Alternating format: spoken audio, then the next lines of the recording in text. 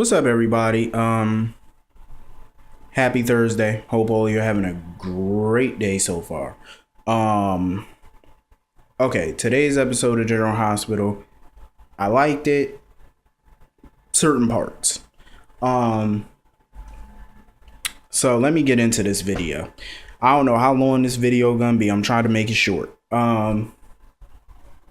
But everything Carlos said to Patrick, part of what he said to Patrick was remotely true.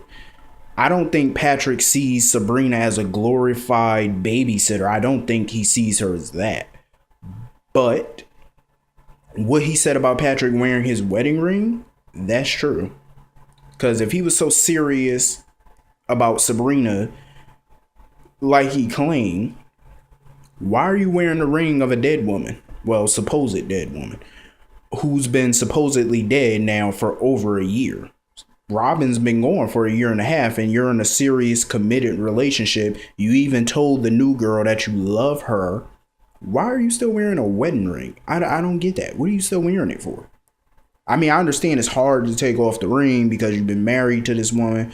You had a child with the woman. She died like over a year ago. You still love her, but you're in a committed relationship now. You claim that you want to have a future or whatever with Sabrina, but you still got on the ring of a dead woman. Just saying, that makes it a little awkward.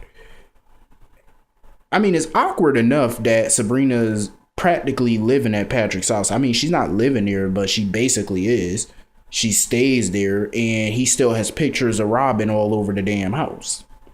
That's awkward enough. And then you have to put more awkwardness on it by still wearing your ring. That shows her, and you could tell by the look on her face, she knew what Carlos was saying was so true. She knew it, because when her and Patrick were talking and she looked down at his ring finger, she knows in the back of her mind what Carlos was saying was true. She knows it. And we all know once Robin comes back, Patrick's going to drop kick Sabrina's ass to the curb. We all know. So, I mean, she might as well face facts. Her and Patrick are not going to last too much longer. So she might as well find Carlos and ride the gravy train for as long as she need to. She better ride that bus to the end of the line and then get her transfer. That's all I'm saying. I can't stand them as a couple anyway. And Patrick, he too goddamn self-righteous for me. You seen the way he was talking to Carlos? I wanted Carlos to knock his goddamn ass out. I just wanted to hurt him because he got on my nerves. Anyway, speaking of getting on my fucking nerves, Dante and Lulu. What is wrong with this? They got the goddamn nerve to ask Spinelli and Maxie to be the godparents to baby Connie. This is just dumb, especially on Lulu part. You know that Maxie has an attachment to this baby. Okay, yeah, she says she getting help, but still, don't you think it's a little weird to ask her to be the godmother to your child after all that's happened? That's a little awkward. And isn't Spinelli already the godfather to Danny Morgan, Jason and Sam's son? He's already the godfather to him. So I guess he's going to pull double duty. I mean, Jason pulled double duty. He was the godfather to Morgan and Jocelyn, so he's pulling double duty. Well, not anymore, but it's just stupid to me, like, to ask them to be godparents. And you want to know what really pissed me off was the fact that both Maxie and Spinelli agreed to be the godparents of this baby. So you mean to tell me y'all are some cowards who can't take responsibility as biological parents, but you're willing to take responsibility as godparents? That don't make no fucking sense to me. If you're willing to take responsibility as a godparent to that baby, why not just tell them the truth that you are the parents? Why not just tell them the truth? I mean, I understand at first they didn't want to do it, because they felt awkward about it. But y'all should have never accepted. It's weird and stupid and it's not logical. Like, if you're willing to be the godparents to this child, why not just come out and be the parents? Like, get it together. What the fuck is wrong with y'all life? Maxie and Spinelli just get on my goddamn nerves. I just want them to hurry up and get this baby back, please, so we can end this charade, because this is getting on my goddamn nerves. So anyway, why was I about to call Franco Todd? I swear to God, every time I'm about to talk about Franco, I just have this urge to call him Todd. I liked his scenes with Carly today. I don't want them as a couple or nothing like that because it's just weird for me, but I did like their scenes. And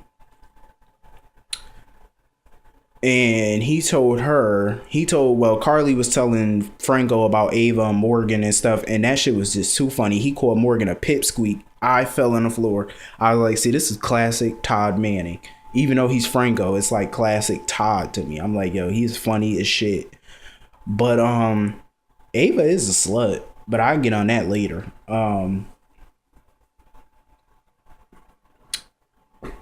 Carly, when he told Carly to paint and stuff like that, I liked it that he told her to paint because it's something different from Carly. You know what I'm saying? Like, he's trying to get her to do something new, like paint and stuff. And painting actually is a good stress reliever. It really is.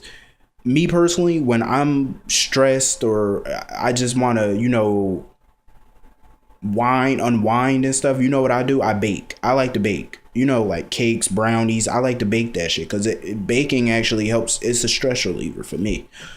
But painting is a stress reliever. Playing the piano or something is, or golf. All these things are stress relievers. You know what I'm saying? So it's good that he told her to paint. And it do seem like it calmed her down a little bit because, she was very hostile at first. So it did kind of help her. Carly crazy as fuck though. She said she couldn't even paint a stick figure. I was like, damn, you can't even paint a stick figure? No imagination, I guess. Anyway.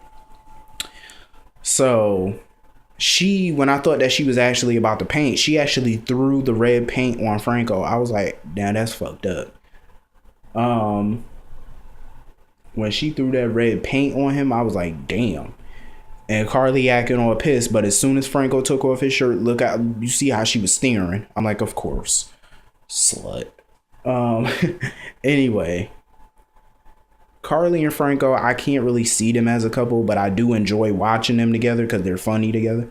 But as a couple, no, she needs to be with somebody else. But when he pulled her into that kiss, now that was a hot kiss. I'm just saying, you can't deny that. The chemistry between them is there. I just can't, after everything he did to her family and to victims and stuff, I just can't see them together logically. But they do have chemistry. But I do think they should just be friends or acquaintances or whatever the fuck you want to call it. So anyway, Kiki and Michael walk in on Morgan and Ava, and Morgan was on 10 today. I loved it. He was like, what does it look like I'm doing? He was like, I'm hitting the sheets with your mother. I fell on the floor. I was like, Morgan is so he's way more entertaining than Michael. And Carly had a point when she said Morgan is just like her and Sonny. She does have a point where he lashes out at the people, at people that hurt them and betrayed them. And that's exactly what Morgan is doing. He's lashing out. That's exactly what he's doing. And Kiki, when Kiki smacked her mother, I was like, wow, that was a hard smack. I don't like Kiki, but she does have a right to be upset at her mother. That she does, because her mother did sleep with her quote unquote husband, soon to be ex-husband. That is kind of nasty, but it don't change the fact Michael and them keep talking about, oh, that's your mother-in-law. Kiki's your sister-in-law, but you were kissing her behind your brother's back. That didn't stop you. She was your cousin and you kissed her. So how is that disgusting from what Morgan's doing? People are really hypocritical in this show. So anyway,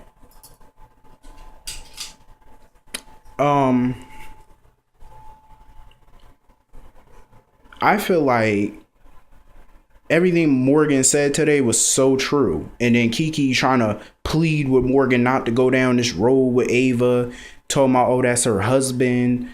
And Morgan had a point. You lost your right to call him your husband when you dumped him, when you drop kicked his ass for his brother.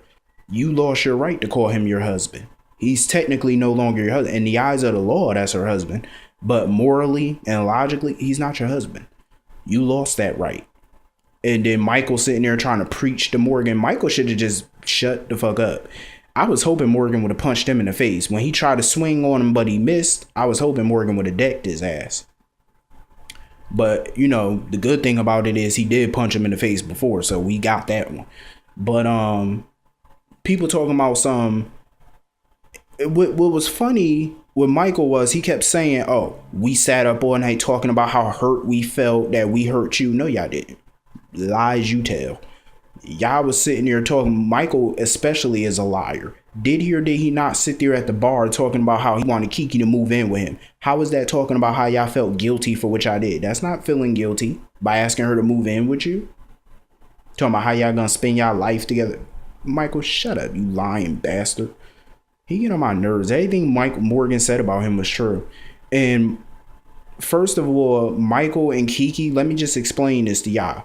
Everybody keeps saying, oh, well, they wasn't cheating or whatever. Lies you tell. Yes, they were cheating. First of all, because they were kissing behind Morgan's back multiple times. How would you feel if your spouse was kissing someone other than you behind your back? Would you consider that cheating? I do. That's physically cheating. Just because they didn't sleep together. So what? Cheating is cheating. Especially when you're having a passionate kiss with someone other than your spouse. It's considered cheating. Furthermore, they had an emotional affair because they emotionally pretty much declared their love for each other. And they emotionally said, they pretty much said that they wanted to be together. That's an emotional affair. So either way, they did cheat on Morgan. And Kiki sitting there talking about something, telling Morgan and Ava that she's done with them. Well, gathering by the look on Morgan's face, I'm pretty sure he'd been done with you. So it didn't really faze Morgan. I just pray, I hope Morgan makes their life a living hell. I pray on it. Because it's just what those two hypocritical sons of bitches deserve. Especially Sonny. I hope that he does reconcile with Sonny one day, but I just don't see it anytime soon. Carly, I think he could easily forgive her. In the long run. But, you know, I'm loving this Morgan right now. I mean, yes, he's being manipulated and used by Ava, but at least he's entertaining while doing it. I'm just saying, he's a lot more entertaining than Michael. So all in all, it was a pretty decent episode today. I can't wait for tomorrow. We get to see the ghost of Helena, you know, Luke and his story progression. So anyway, I will see all of you tomorrow. Have a great day.